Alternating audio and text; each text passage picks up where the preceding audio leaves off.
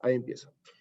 Bueno, quiero dar la bienvenida a todos aquellos que pudieron conectarse también así a través de Zoom, aquellos que están aquí presentes, aquí en nuestro salón, en la iglesia. Nuevamente quiero saludarlos y darles gracias por conectarse y poder participar juntos en este estudio que hemos ya comenzado hace ya varios meses atrás con respecto a lo que es el Evangelio según Jesucristo.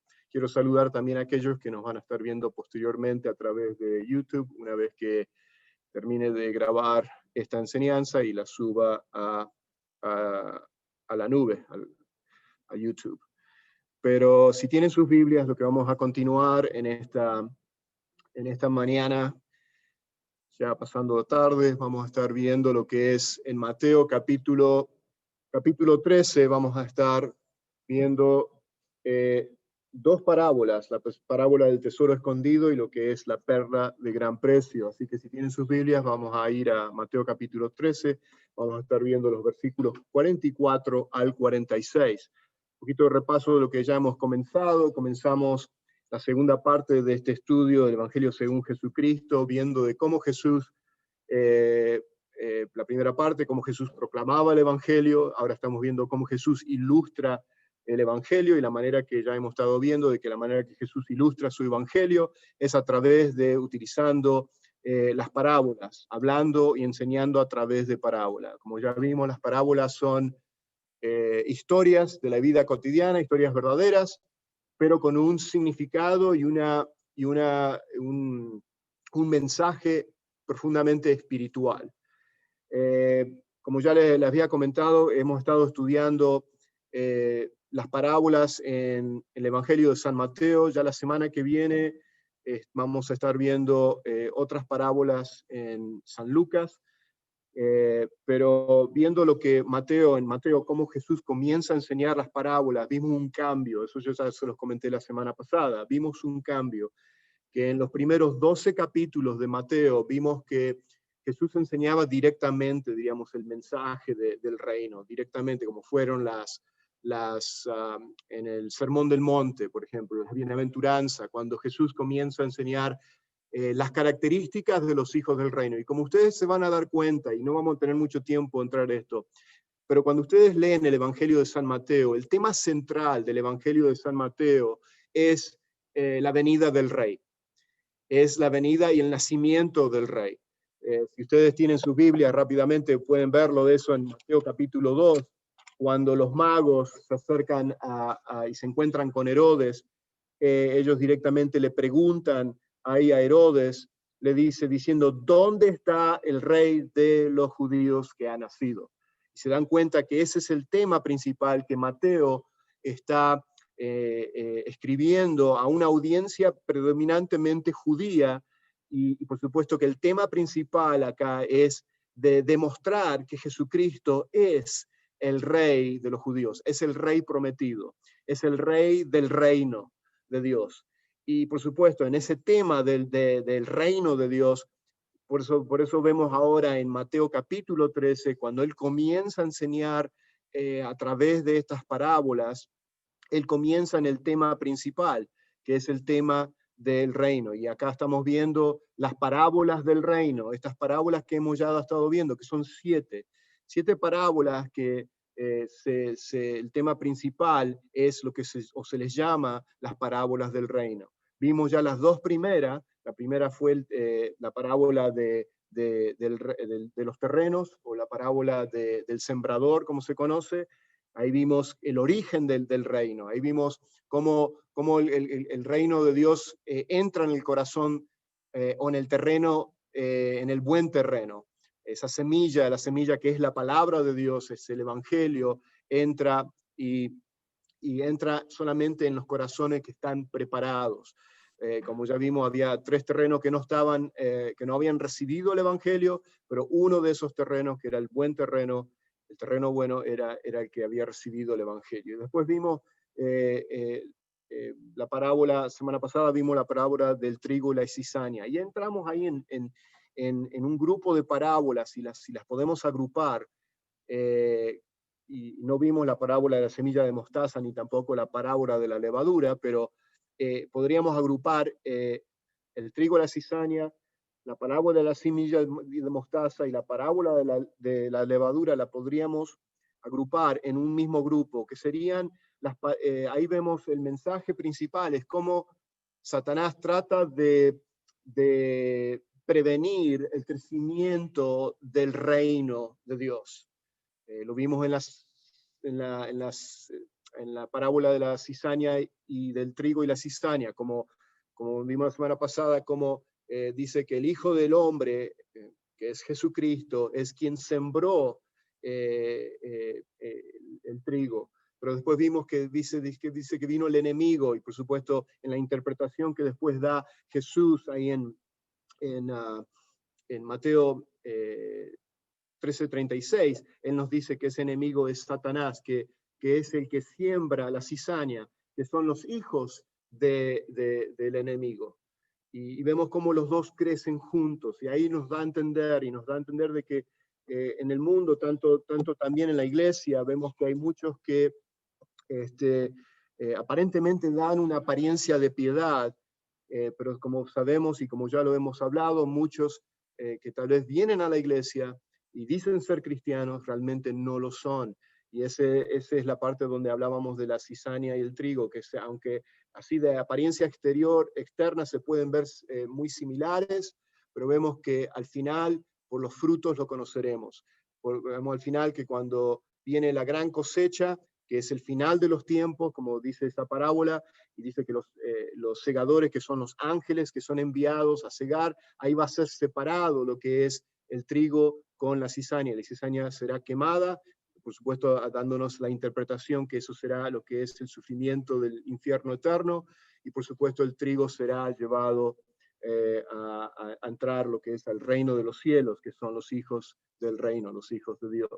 Bueno, hoy lo que vamos a ver es lo que es las características, o diríamos el deseo que tienen aquellos que realmente experimentan una verdadera fe salvadora, y cuál es el deseo de ellos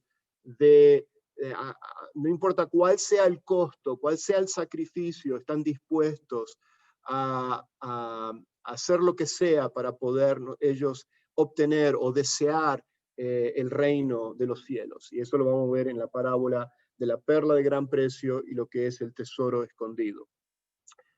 Antes de entrar ahí a Mateo capítulo 13, del versículo 44 al 46, si ven en la pantalla, saqué este dicho de Dietrich Bonhoeffer. Dietrich Bonhoeffer fue un pastor luterano que vivió durante la Segunda Guerra Mundial. Al fin y al cabo fue perseguido por los nazis, y al fin y al cabo él dio su vida por la causa del evangelio, por realmente oponerse a los nazis, y oponerse también a la iglesia cristiana en ese tiempo que vivía en Alemania, una iglesia que se había comprometido, diríamos, a no pararse en la verdad y defender la verdad, sino que más bien se aliaron y se pusieron del lado de muchos de ellos, de los nazis. Y por supuesto, Dietrich Bonhoeffer, este pastor luterano, se paró y él habló en contra de los nazis. Al fin y al cabo, él fue ahorcado como en 1945. Pero él dice lo siguiente, él criticó de una manera muy dura a la iglesia alemana, a la iglesia cristiana, evangélica alemana en ese tiempo. ¿Por qué? Porque predicaban lo que era una gracia barata. Él lo catalogó de esa manera, una gracia barata. Y él habla de esa gracia barata, ahí está en la pantalla, dice, la gracia barata es la predicación sobre el perdón sin la necesidad del arrepentimiento. Y eso nos da un poquito también a entender lo que hoy en día muchas iglesias o movimientos, sea, diríamos, evangélicos, cristianos, que se oponen a querer hablar acerca del pecado, o se oponen de hablar acerca del arrepentimiento, y hablan y traen un evangelio, diríamos, aguado, diríamos, así, rebajado. Perdón, diluido, ahí está, gracias por la palabra correcta. Un evangelio diluido, un evangelio que te hace sentir bien. O sea, que no quieren ofender a nadie, especialmente no ofender a aquellos que son inconversos, aquellos que son pecadores. Y vimos lo opuesto de eso, ¿no es cierto?, con Jesucristo, que él no suavizaba la verdad en sí. Bueno, y él sigue diciendo, la gracia cara, y él ahora lleva lo que es lo opuesto a lo que es la gracia barata, es el tesoro escondido en el campo por el cual el hombre va y vende todo lo que tiene para poseerlo. O sea, que está dispuesto a abandonar, que realmente si lo vemos, abandonar su pasado, abandonar sus propios deseos, abandonar su vieja manera de vivir para decir, ok, deseo el reino de Dios. Y eso fue característica de muchos de nosotros, ¿no es cierto? Cuando vinimos a los pies de Cristo, estábamos dispuestos aún deseábamos tanto el reino de que estábamos dispuestos a ya no tener más o a socializarnos más con las viejas amistades que nos llevaban, ¿no es cierto?, a los caminos del mundo, pero estábamos aún dispuestos a perder a esas amistades por causa del reino, por causa de obtener el reino. Muy bien, vamos a continuar aquí. Entonces, vemos que claramente Jesús nunca dio esperanza de salvación a nadie que rehusara someterse a su soberano señorío. Y acá estoy conectando nuevamente lo que decía Dietrich Bonhoeffer acerca de la gracia barata y la gracia cara. O sea que vemos que siempre Jesús estaba retando a las multitudes de que aquellos que realmente querían seguirlos, aquellos que realmente querían venir a seguir a Jesús, porque supuestamente las multitudes venían y aparentemente querían seguirlo, pero como ya vimos la semana pasada, en el capítulo 12 de Mateo, vimos que las multitudes realmente lo seguían a Jesús por lo que Jesús podía ofrecer, no porque querían realmente seguir y seguirlo en obediencia, someterse a su señorío por lo que Jesús estaba enseñando, sino porque daba comida gratis, porque hacía milagros, y bueno, y la gente se sentía atraída por eso, pero realmente no por lo que Jesús estaba enseñando para retarnos a nosotros a vivir una vida que sea con frutos de arrepentimiento y que nuestras vidas empiezan a reflejar realmente un cambio de vida y un cambio de vida que refleja realmente, y que nuestras vidas reflejan lo que es la imagen de Cristo, que es lo que el Espíritu Santo comienza a hacer, y lo comienza a hacer y no termina hasta que un día estemos en la glorificación, estemos en la presencia directa de Jesús. Pero ese proceso de santificación es algo que comienza del momento de que hemos nacido de nuevo hasta que estemos en la presencia del Señor. Pero bueno, vemos eso, de que siempre Jesús llamaba a las multitudes y a sus discípulos y les decía, si alguno quiere venir en pos de mí, niéguese a sí mismo, que tome su cruz y sígame. Y ellos entendían muy bien lo que significaba el tomar la cruz. ¿Okay? Como esto ya lo expliqué en una de las clases anteriores. Ellos sabían que la cruz era supuestamente era un método, era un instrumento ¿de qué? De sacrificio, de tortura, ¿no es cierto? Entonces vemos que ellos, cuando Jesús les dice eso, de que estén dispuestos a tomar su cruz, lo que Jesús le estaba diciendo, si era necesario, aún ustedes tienen que estar dispuestos en su compromiso, en su entrega hacia mí, estar aún dispuestos a morir por mí. O sea que no les pintó un cuadro de rosas, o sea que todo iba a estar perfecto, sino que en muchos casos, y muchos cristianos, por supuesto, no es en el caso de todos nosotros, pero sí todos tendríamos que estar aún dispuestos. Eso es lo que es tomar nuestra cruz, estar dispuestos aún de dar nuestras vidas por causa del Evangelio. Muy bien, vamos a continuar. Muy bien, entonces en la clase de hoy vamos a ver que muchos hoy en día, ya lo hablamos esto, de que presentan un evangelio lo que es diluido, diseñado más para complacer a los pecadores que para convertirlos.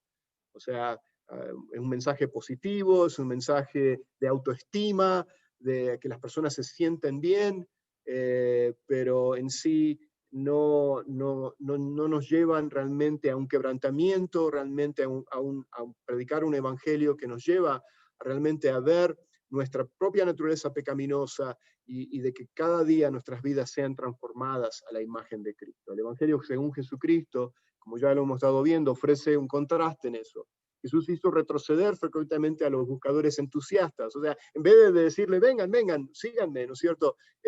Al contrario, los, los, uh, los hacía retroceder, como fue con el joven rico, como lo tenemos ahí en la pantalla. El joven rico buscaba la vida eterna, él quería tener vida eterna, él quería seguir a Jesús, pero Jesús, dándose cuenta que él no había reconocido que era un pecador y que él necesitaba venir a arrepentimiento, y él se creía muy autosuficiente de que él había cumplido los mandamientos de Dios, y qué más le faltaba, ¿no es cierto? Porque ya había cumplido todo lo que Jesús le había dicho que él tenía que cumplir.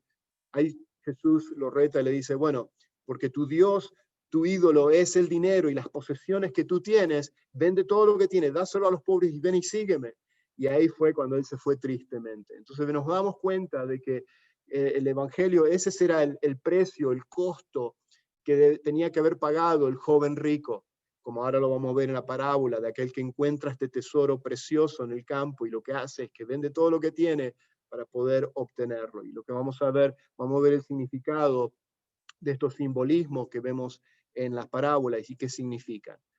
Entonces acá lo que nos estamos hablando es que renunciar a uno mismo a causa de Cristo no es un paso opcional, sino que acá tenemos una palabra en el latín que significa sine qua non, o sine qua non, de la fe que salva. Y sine qua non, en latín, acá estaba dando un poco de clase en latín, aunque yo no sé latín, significa algo que es absolutamente necesario. Eso es lo que significa sine qua non. Es algo que es sumamente necesario, o sea, que es parte de la fe que salva, o sea, nuestro compromiso a Cristo. Si decimos, como lo dije la semana pasada, si decimos que queremos seguir a Cristo es porque queremos seguirle en obediencia, porque queremos seguirle con una vida comprometida a Él, ¿no es cierto? Y aunque ya hablamos, vivimos vidas que son imperfectas y no le servimos a Dios perfectamente como debemos, y le servimos imperfectamente, pero vemos que en la vida del cristiano es un camino que va en dirección hacia adelante, es un camino que va siempre, hay un patrón, hay un deseo, hay una pasión dentro de nosotros de querer caminar en obediencia a Cristo. Esa es la señal de haber experimentado una verdadera fe salvadora. Por eso que en 1 Corintios Pablo anima de que cada uno de nosotros debemos de examinarnos nosotros mismos si realmente hemos estado o si estamos en la fe. Y una de esas señales es eso, es nuestro deseo de que cuando pecamos sentimos convicción, no nos sentimos como víctimas de nuestros pecados y tratamos de justificar y echar la culpa a todos los demás, sino que cuando pecamos realmente hay convicción de pecado en nuestras vidas y nuestra respuesta es venir a confesar nuestros pecados hacia el Señor, sabiendo que Él es fiel y justo a perdonarnos y a limpiarnos de toda iniquidad. Esa es la señal de alguien que realmente ha experimentado una verdadera fe salvadora. Y bueno, el Salvador presentaba inavertiblemente su evangelio en estos términos. O sea, la fe, como él la describe, es nada menos que un cambio completo de todo lo que somos por todo lo que Él es. Es un cambio de vida, y eso lo hemos estado hablando. Ese es el tema que nosotros hemos estado hablando ya por los últimos meses. Bueno, ahora muy bien, vamos a entrar ya en ver estas dos parábolas de Mateo 13, del 44 al 46, y qué es lo que nos ilustran, y qué es lo que significan. Y este de la entrega completa de nuestras vidas, este compromiso que tenemos que mostrar y nuestra lealtad hacia Jesucristo, hacia el Rey. Es como que somos los hijos del reino, y como hijos del reino, las características de los hijos del reino es de ser leales al Rey, de caminar en obediencia, a los mandatos del Rey. Y estas dos parábolas breves en Mateo ilustran realmente esta verdad de lo que significa una vida comprometida, una vida entregada, una vida que realmente quiere agradar a Dios. No por eso ganamos el cielo, no por eso, como ya lo dije muchas veces, no por eso somos salvos.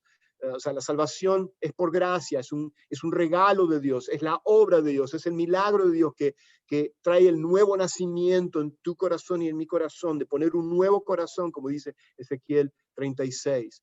pero después de eso nuestra responsabilidad es de responder, ¿no es cierto?, a una vida de arrepentimiento, una vida de compromiso, una vida de entrega, una vida que dice, estoy dispuesto a sacrificar todo lo demás cosas en mi vida que se interponen, que quieren ponerse en primer lugar antes de Jesús.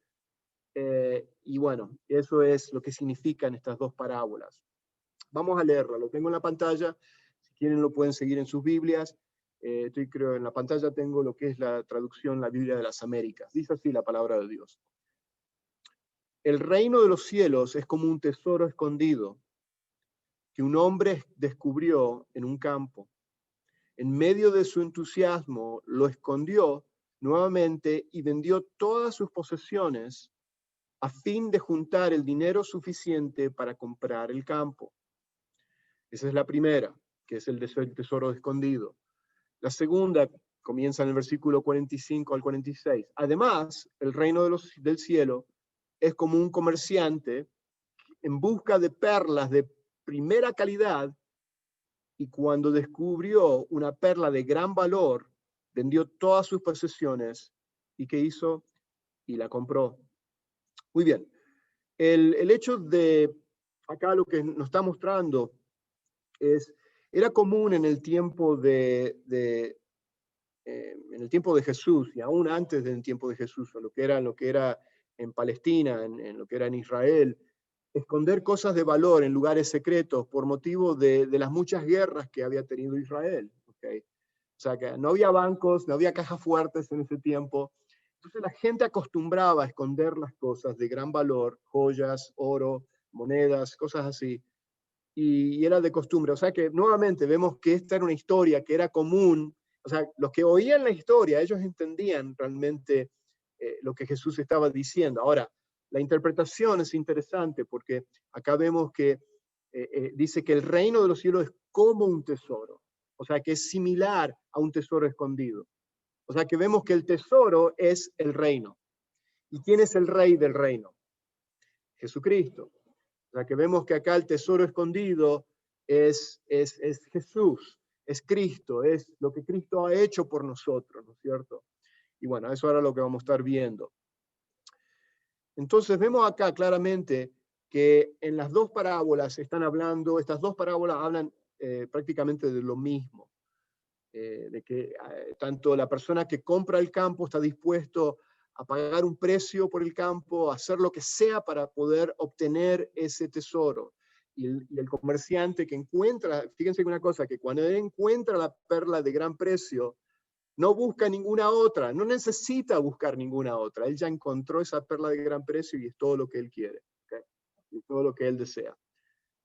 La palabra de la perla de gran precio difiere un poco de la anterior, pero habla más o menos de lo mismo.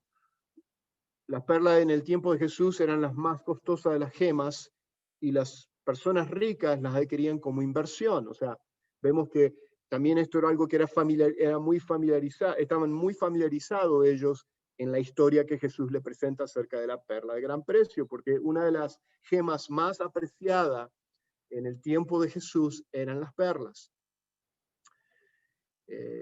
Y este comerciante en la parábola era un experto en la compraventa de perlas, pero una sola perla de incalculable valor despertó tal que pasión en su corazón que se desprendió de todo lo que tenía para obtenerla. Y quiero que capten el mensaje de la parábola, lo que acá Jesús está tratando de que entiendan, ¿no es cierto?, sus discípulos y que vean nuevamente qué representa la perla acá. La perla nuevamente representa a Cristo.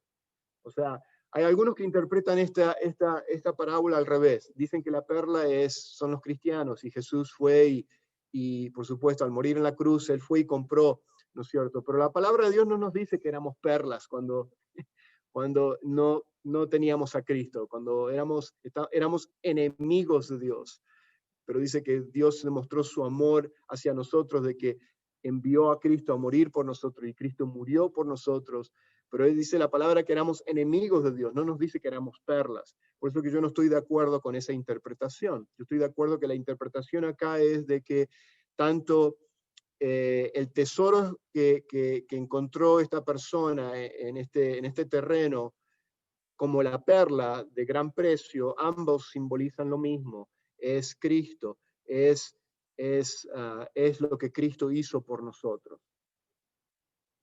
O representa, como bien lo dice la parábola, es el reino, es el reino de los cielos. Como él lo dice, el reino de los cielos es semejante a un tesoro o una perla de gran precio. Muy bien, así que ahí captamos el significado de eso. Y vemos lo que hacen cada uno de ellos. O sea, desean tanto este tesoro, desean tanto la perla de gran precio, que están dispuestos a abandonarlo todo, ¿no es cierto? A dejarlo todo.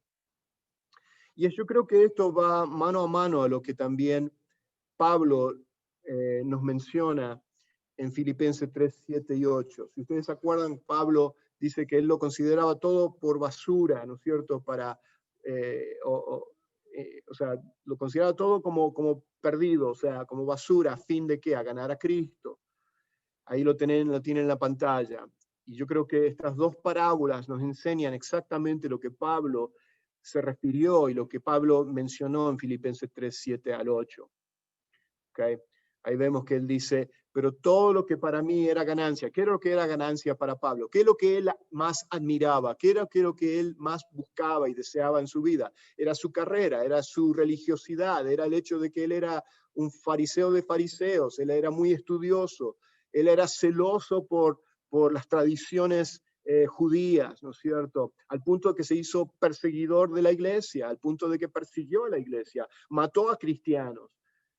Hasta el punto de que después en el libro de los Hechos nos habla acerca de cuando él tuvo el encuentro con Jesucristo en el camino a Damasco y vino a tener una conversión, un cambio de vida, ¿no es cierto?, en la vida. Y cuando él tuvo ese cambio de vida, cuando él vino a los pies de Cristo, él después, años después, escribe esta epístola, esta carta a los filipenses y les dice, pero todo lo que para mí era ganancia, lo que yo amaba al mundo, amaba la religiosidad, la autosuficiencia misma mía, de que yo podía ser salvo por mis propios logros y mis obras.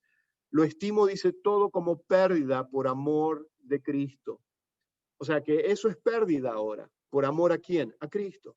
Y aún más, yo estimo como pérdida, dice, todas las cosas en vista del incomparable valor de conocer a Cristo Jesús, mi Señor, por quien lo he perdido todo. ¿Ve? Incomparable valor. Eso nos lleva a la perla de gran precio. Eso nos lleva a la persona que había encontrado un tesoro de gran valor ahí en el campo, que está dispuesto a venderlo todo. Es lo que Pablo está diciendo. Él estaba dispuesto a de que fuera rechazado por su propia familia, porque el precio que él tenía que pagar por el hecho de haber aceptado a Cristo como su Señor y Salvador, como el Mesías, era de que como los fariseos lo habían rechazado, él iba a perder su estatus, su posición, todo y lo iba a perder. Pero él estaba dispuesto a perderlo todo.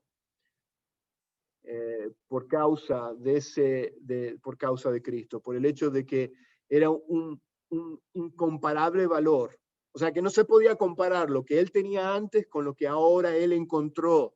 Claro, lo que él encontró, Jesús fue quien lo encontró a él, pero ustedes se dan cuenta que el significado acá es que es Jesús quien viene a buscar y salvar a los pecadores, es quien viene a encontrarnos a nosotros, y cuando nosotros nos encontramos con Él, porque Él nos buscó primero, ¿no es cierto? Porque Él nos amó primero, no nos queda otra cosa de amarlo a Él, porque Él me amó a mí primero. Y eso es lo que acá Pablo está hablando, y eso es lo que significa esta parábola, estas dos parábolas del tesoro escondido y la perla de gran precio. ¿Cuál debe ser nuestra actitud, ¿no es cierto? Nuestro comportamiento cuando venimos a recibir a Cristo como nuestro Señor y Salvador.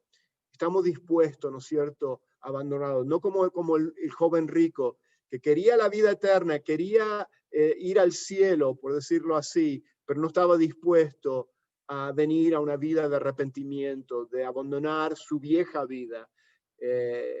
Y así vemos que eso es lo que nos está hablando acá. Una cosita más quería mencionar, lo tengo acá en mis notas. ¿Por qué buscamos la fama si Dios nos promete glorias?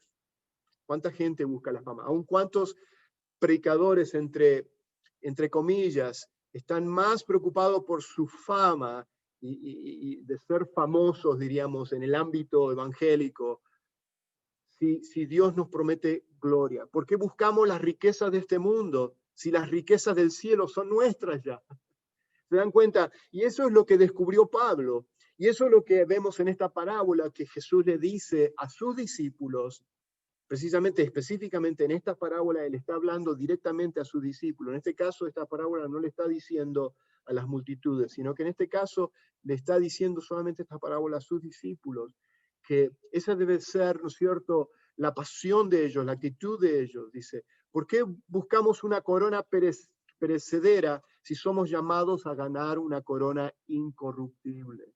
Y cuando hablamos de corona son los laureles, los reconocimientos de esta vida. Y nada malo, o sea, de que nosotros logremos, o sea, una carrera, cosas buenas, o sea, de que podamos nosotros mejorarnos en la vida, ¿no es cierto? Todas esas cosas son buenas, son importantes, en sí no son malas, pero cuando esas cosas se convierten en el todo de nosotros, de que mi vida se identifica solamente con mis logros, con mi carrera, con todo lo que yo estoy haciendo, con mi trabajo, mi negocio, todo eso toma el primer lugar, entonces tenemos que darnos cuenta de que un día se va a perder todo eso, un día no vamos a estar más, no nos vamos a llevar las riquezas de este mundo y tenemos que poner la perspectiva en los valores eternos en vez de las cosas que tienen valores temporales. Y es exactamente lo que esta parábola nos está diciendo y nos está hablando. Muy bien,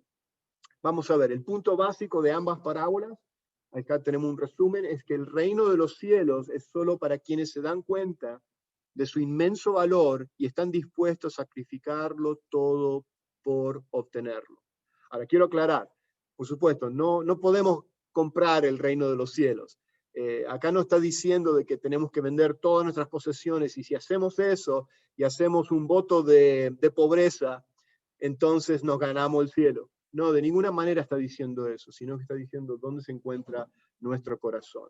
Acá, nuevamente, ahí en la pantalla lo tenemos. Dice, así ocurre con la salvación, para la mente no regenerada, para la mente de aquellos que no son salvos, no pueden entender eso. Solo el solo pensamiento de abandonarlo todo por Cristo resulta ridículo, resulta irracional, ¿no es cierto? Pero un corazón creyente se rinde al Maestro con gran gozo. Se rinde a su voluntad, se rinde a sus propósitos. ¿Por qué? Porque él es el rey del reino. Y si yo soy un súbdito de ese reino, no me queda otro de ser leal a mi rey, ¿no es cierto? Sería incoherente de ver personas que dicen, yo pertenezco a este reino, pero realmente no sigo al rey, no soy leal al rey. Esa persona no podría ser parte del reino.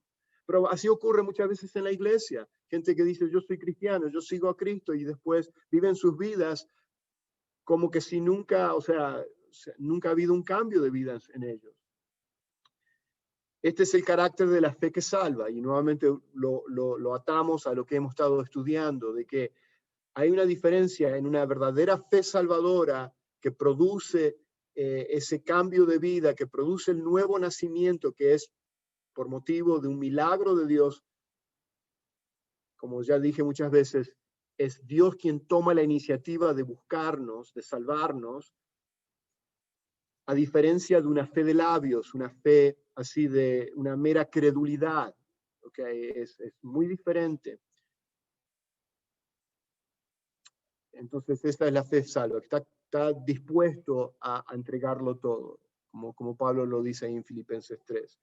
Ok, acá como yo les decía, entonces, ¿cuál es el costo real de la salvación? ¿Debemos literalmente venderlo todo y hacer votos de pobreza, como les dije, antes de ser salvo? Y la respuesta es no. O sea, que sabemos que la vida eterna es, perdón, la vida eterna, se me están presentando cosas en la pantalla y tengo que...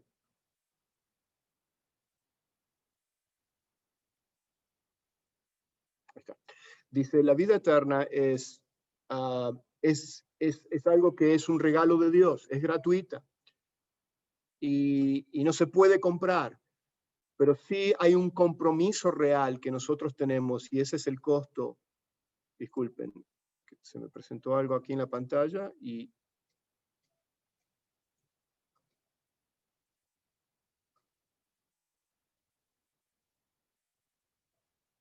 es muy... Okay.